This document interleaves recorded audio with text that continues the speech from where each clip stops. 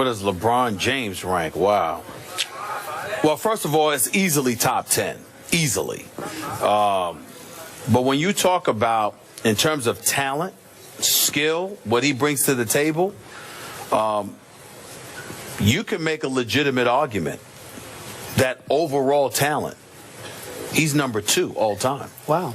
You can literally make a legit. Now, obviously, when you talk about positions, that's a different debate as to who would be your top 5 players, and you go by position, et cetera, et cetera. But when you look at, again, and there's 2 different categories. There's a talent category and there's a title category. Now, when it comes to titles, he doesn't come before Magic, doesn't come before Jordan, doesn't come before Bird, doesn't come before Kareem, doesn't come before Tim Duncan, okay? He doesn't come before those dudes. But if I'm doing my top 5, then, and I'm not taking into account titles, just talent, LeBron James is the greatest small forward that has ever played the game of basketball. There is nobody better than LeBron James. He's top 5, right? But obviously, when you talk about Clutch Gene, I would put Larry Bird ahead of him, because when it's time to close, I'm giving the ball to Bird all day, every day, over LeBron James, because of Bird's ability to shoot, and particularly in the clutch. But when we talk about talent, the ability to play on both ends of the floor, defensively and offensively, you can handle, you can shoot, you can pass, you can drive to the basket, you can defend multiple positions. I mean, outside of Michael Jordan, who else is there to pick?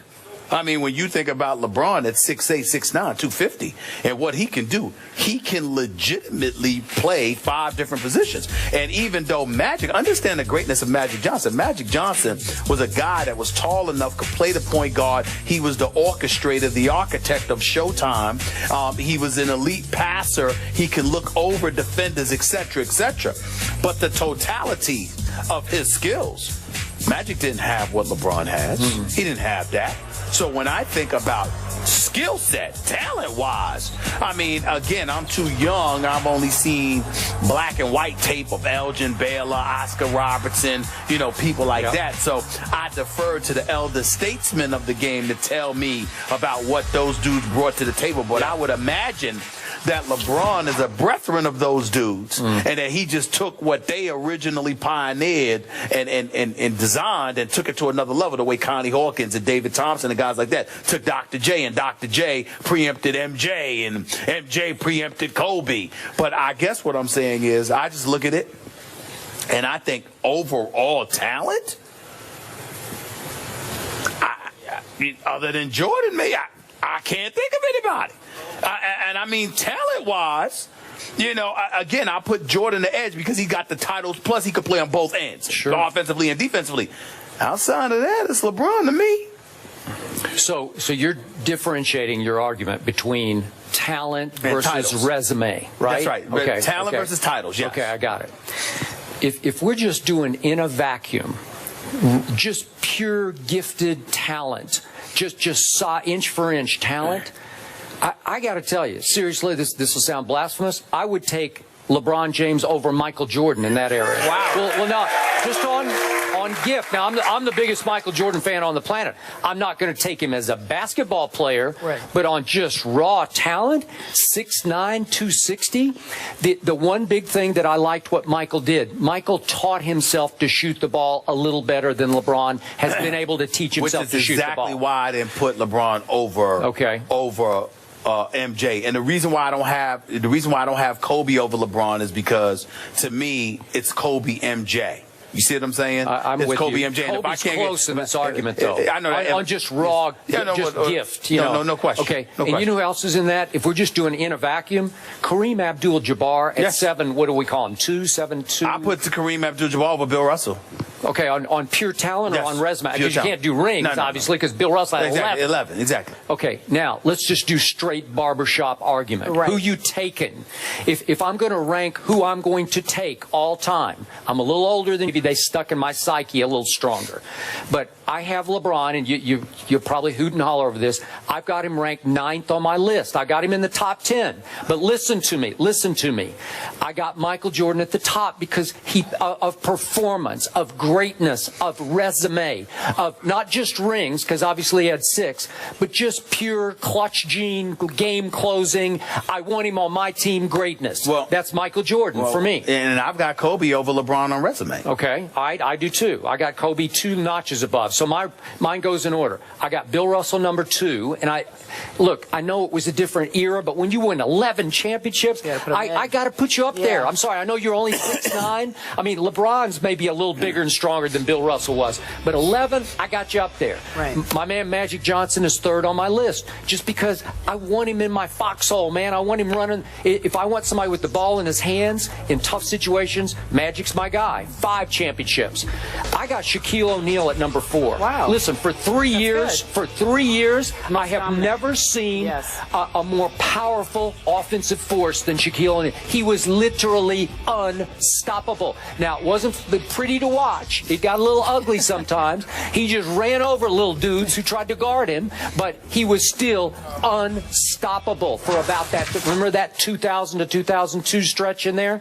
So to me, it was longer than that, but go ahead. Yeah, well, but that's when he would just ragdoll my Spurs. Duncan and David Robinson, he just tossed them around like they were little kids. And again, I'm putting him 1 notch above Kareem Abdul-Jabbar, who has 6 rings, but that's a close one. I would, if I had to draft somebody for my all-time team, I would have taken Shaq a little bit over Kareem, just on overall toughness and physicality and dominance. Kareem was a little more finesse to me, but he was some finesse. I mean, that skyhook was literally unstoppable. Now I've gone 5 deep. I'm putting Tim Duncan at number 6 just because he doesn't get the credit he deserves with 5 rings, because there's nothing spectacular about him. He is not box office. He is not marquee. There's no personality to him. But do I want him to build around my basketball team? Yes, I do. I'm going to take him my all-time draft at number 6, because all he's going to do is win you a whole bunch of championships. I'm sorry. Number 7 is Kobe. 8, and I've dropped him down my list because he only has 3. I got Larry Bird 1 notch ahead of LeBron, just on clutch gene, what you just spoke of. And I got LeBron 9th. Now, LeBron is in danger of falling to 2 and 4 in the NBA Finals. Maybe he'll pull it off, and if he does, this would be his greatest achievement ever. He would get high marks from everybody, including me, if he pulls this one off without Kyrie and Kevin Love. And if he does, he might start climbing up this list a little bit. But right now, I think it's fair. And we have seen this man now for 12 years. LeBron James has played 12 full seasons. So I've seen enough that for me to put him at 9th in my top 10 is still, on my list, by my standards, that's pretty high. He's risen pretty high on my list. Well, let me say this to you. I have no problem with your top 9. None whatsoever. I would put Kareem above Russell, because even though there's 11 titles, I'm thinking about who you played with. Yep. Who you played with, the level of parity or absence thereof that existed in the NBA at that particular time. I mean, but Kareem did get to play with Magic and Worthy. I'm also combining that with the fact that Kareem Abdul-Jabbar, to this very day, before him, since while he was playing and after, Kareem Abdul-Jabbar has the one and only unstoppable move in the history of the game, the skyhook. Yeah.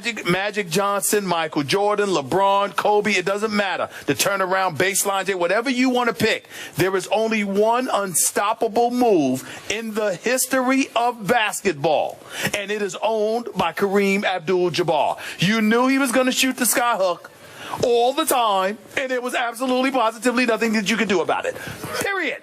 So to me, when you combine that with the fact that it has 6 rings attached to it, some of them when Bird was playing, when Isaiah was playing, when Dr. J was playing, even when Jordan ultimately came along, Isaiah and the Bad Boy Pistons were in existence. No matter, you still had the one, as he aged and the fast break Showtime would run up the court, and then on the occasion that they were stopped, they'd simply wait about 10 seconds for Kareem to come lollygagging down the court, and then they throw it to him on the right block, and one fake hair, skyhook, money. That I mean, it didn't matter whether he was 20 years old or 40. It still withstood the test of time. That is why I put him up there. When I think about Kobe, let me tell you why I would put Kobe against Tim Duncan, above Tim Duncan.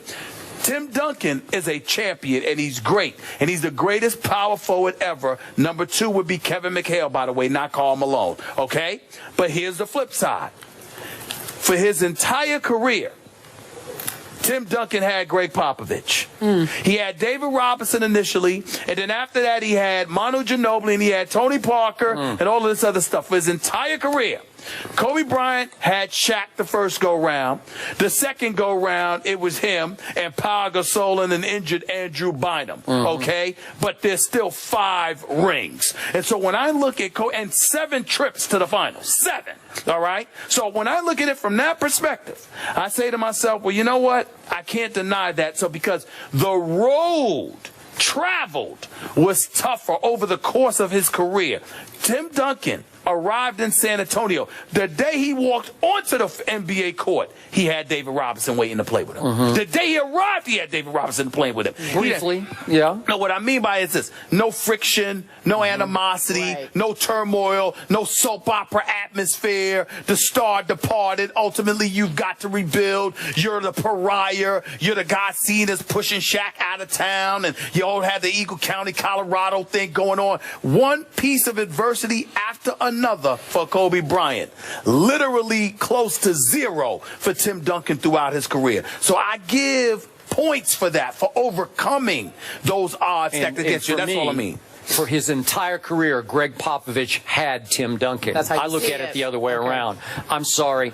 Tim Duncan has been special. He had a special year this year. At 39, he was really good. But to me, this year makes my point. Because the point is this. If other dudes had come to play with Tim Duncan, they very well may be in the finals right now. We understand that. And nobody is questioning in any way the greatness of Tim Duncan. I'm just saying there's a lot to be said for being in a stable environment. LeBron left Cleveland because of the instability that existed here. Kobe almost left L.A. because of it. Michael Jordan retired because of it. So when you look at it from the standpoint that no matter where you turn, instability somehow, some way rears its ugly head. Friction or no, Kobe benefited from Shaquille O'Neal. I don't care what you say. The first 3, I'm saying, the first 3 rings, the most dominant force in the game, no question. But I'm saying to you, he validated himself, because what you got to remember, Kobe wanted Shaquille, he wanted to separate from Shaquille O'Neal for exactly the statement you just made. He knew that for the rest of his career, he would be attached at the hip of Shaquille O'Neal, and his individual greatness would be questioned if he stuck with Shaquille. He wanted to venture out on his own to validate his greatness. Do you know what it says for somebody to sit there and have that as their quest, and then to turn around and pull it off? He did it. He did it. Yep. He did it. We now talk about Kobe separate and apart from Shaq, not just with Shaq. He deserves credit for that. All right, can you guys help me out? What do you guys call Deli? What do you call him? Deli Tray. All right, when we come back, we're talking about Deli Tray. Tim Legler had some interesting comments on Deli Tray. Back in a moment. First Take is presented by Chase, celebrating small business. Learn more at missionmainstreetgrants.com. And in part by M&M's. Movies are better with M.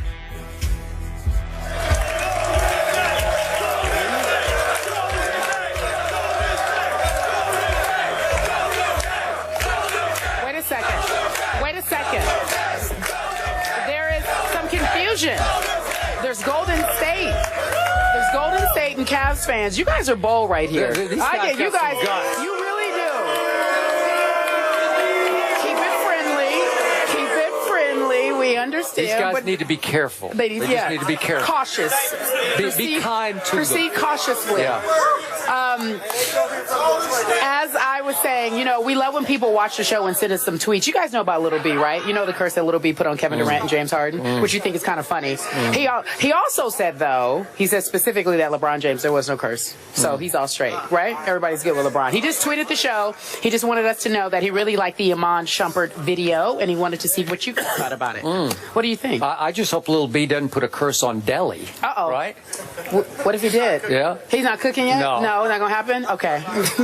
All right, so let's talk about Game 3. Stephen A's like, I'm not a part of this. Who wins the game tonight, my friend? I'm picking Cleveland. I'm picking Cleveland.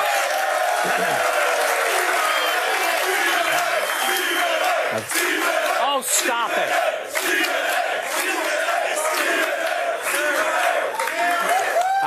I really believe that Game 3 is pivotal in this series. I think that, LeBron imploring the crowd in Cleveland to show up, to be raucous and noisy. I think that there's a need for that. He knows that his troops are going to need all the support that they can get because Golden State's going to be ready tonight. And I think that Cleveland's going to have to find a way to win. Keep in mind, Golden State is still the best team in this series. Cleveland just has the best player in the world. They will find a way to escape with tonight's game. And Iman Shumpert's got to show up offensively, too. Okay.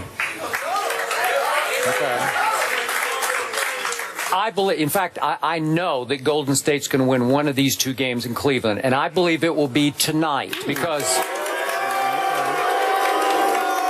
I believe Steffi owes his team a game, and I think he will give his team back a game tonight. I got 100-98 visiting team. Let me tell you what we owe you guys here in Cleveland.